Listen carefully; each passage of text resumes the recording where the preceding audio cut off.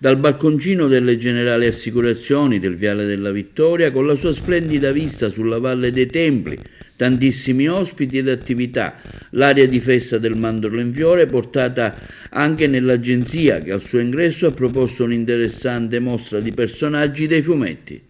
Siamo con Francesca Sciabica dell'Assicurazione Generali qui ad Agrigento al Viale della Vittoria per parlare di questa iniziativa Balconcino Generali in occasione del 76esimo Festival del Mandorlo in Fiore. Ecco Francesca, perché questa iniziativa? Buongiorno Arturo, questa iniziativa nasce dall'idea di posizionarci sul territorio, invadere tutte le piazze e lo spazio social per fare conoscere il nostro brand e le nostre iniziative, soprattutto per attrarre i giovani a conoscere questo mondo. Infatti oggi abbiamo anche dolci sorprese qui sul balconcino. L'idea di questo balconcino nel suo arredamento come nasce? L'idea nasce dalla possibilità di far godere tutti i passanti della vista del balconcino, già con insegne generali, ma soprattutto con la tradizione siciliana specifica di questo momento. Quindi l'abito tipico del folklore agrigentino soprattutto, il tempio non poteva mancare e i mandorli ovviamente fioriti.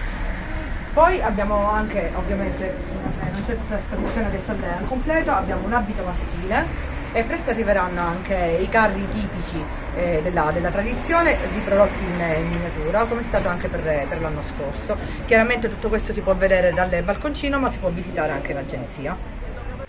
Con Davide Sciascia parleremo delle iniziative che l'Assicurazione Generali sta facendo in occasione di questo Festival del Mandorlo in Fiore. Assolutamente sì, abbiamo riproposto il nostro balconcino con tanti eventi e tanti personaggi illustri che ci vengono a trovare qui sul posto con questa magnifica vista. Abbiamo avuto e continuiamo ad avere in agenzia una mostra di Giovanni Scifo. Oggi abbiamo ospitato il nostro pasticcere Davide Capodici, avremo Michele Fanara che oltre ad essere un bravissimo avvocato è un bravissimo sommelier e in più concluderemo poi il nostro balconcino in piazza Stazione con un comico Alessandro Bianchi. Siamo con Davide Capodici, pasticcere che ha organizzato una realizzazione di una torta qui presso il balconcino delle Generali al Viale della Vittoria. Non poteva mancare per il mandorlo in fiore un dolce in riferimento alla stessa mandorla. Abbiamo ricreato una torta di mandorla classica nella pasticceria agrigentina utilizzando proprio le mandorle come elemento essenziale. Questa qua è già pronta da essere consumata e non poteva essere che il meglio che possa rappresentare la parte dolce di questa rappresentazione.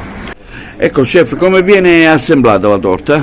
Ma questa nella ricetta classica della pasticceria tradizionale agrigentina non è solo pasta di mandorla, è un assemblamento di pan di Spagna con marmellata all'interno e poi una pasta di mandorla impastata in modalità tradizionale con zucchero e albume e poi che riveste la parte centrale morbida di pan di Spagna. Questa andrà messa in forno e poi a ultimazione, quando sarà ultimata la cottura, si presenta così per come la vedete finita.